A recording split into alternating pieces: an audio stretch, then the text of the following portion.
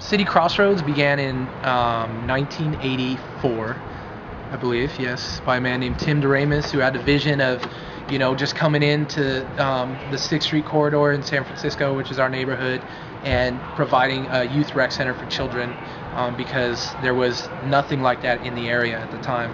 So he came in and, started it, rented out this building, and it is what it is today. It's still going 20-something years later.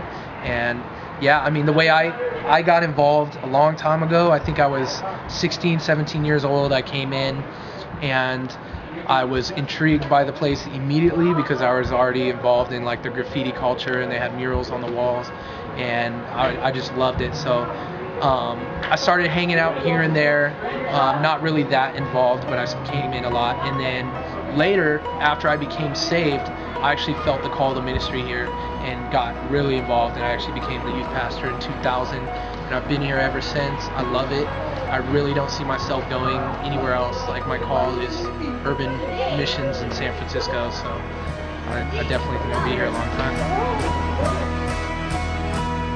We were outside on the street walking to Crossroads. It was weird. It looked really cold. It was uncomfortable. And then we got into Crossroads, and I was kind of expecting the same thing, but everyone in there was just really nice, really open, and welcomed us, and they wanted us to be there. And it was kind of a surprise, but it felt really good. Crossroads. The definition of crossroads is an intersection. The intersection of our lives and their lives. And for photographers, I think it gave you a more unique image to know the subject, and then to photograph that subject and to spend time with them. It gives it more depth. I thought the Crossroads was an amazing safe haven for the kids of San Francisco, and I think a lot of them have harder lives than we could even imagine. They all can come there and be themselves and feel safe, and they kind of have a family, so it's pretty cool. I was able to hang out with these two kids I'll never forget, Carl and Eric. Initially we just kind of threw a football around, but later we got to talk about how life was. In some ways, these kids have seen a lot more life than I ever have. When I was at Crossroads, the whole time I was there, I was thinking about how I would have loved a place like this when I was that age to go to and just relax and have a good time. They just wanted to know more about you and what your life was like compared to theirs, because their life is so hard, but you really don't realize it in that safe place right there. Hanging out with the kids, and they're all smiling and happy to see us, and it was pretty cool. Crossroads is a good environment for kids to be safe and have fun.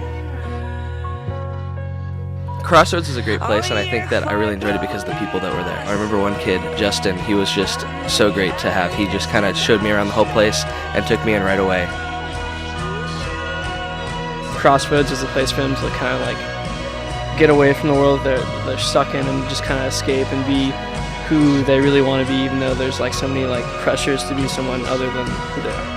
At Crossroads, we got to learn about the kids and their daily lives and everything that they're accustomed to, and it gave more depth to our experience in San Francisco rather than looking at a bridge or going to a park. We got to learn about the kids and how their daily life was.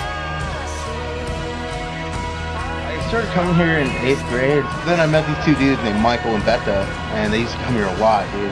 And then they just told me about it, and I was like, oh, dude, I'm down to go. You know, it was a place for me to get away and just be a kid, you know. And then, like, at the time, like, I didn't really know anything about God, you know, and I was just kind of like, oh, whatever. So, in a way, like, I was still, like, I knew of him, but I didn't like, fully know him.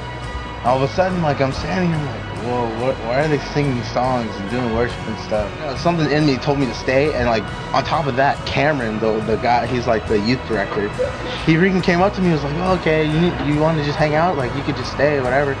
He's like, oh, we'd really like you to stay, so I stayed. Like, again, I fell in love with the place, and then it was cool because at the same time, like, I see all this, like, graffiti writing around the city, and then, like, I found out Cameron did graffiti, and I was like, oh, that's so dope. And I asked him to teach me, and he taught me some stuff.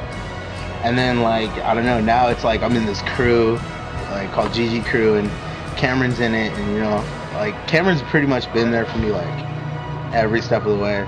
So, you know, I don't know if I never came to this place, I don't know what I'd be doing right now. Like, I'd probably be like every other kid out there on the street, like probably dealing drugs or something, you know. But I don't know. It's a really, like, this place is just so awesome to me, man. Like, I know God's gonna like want me here forever.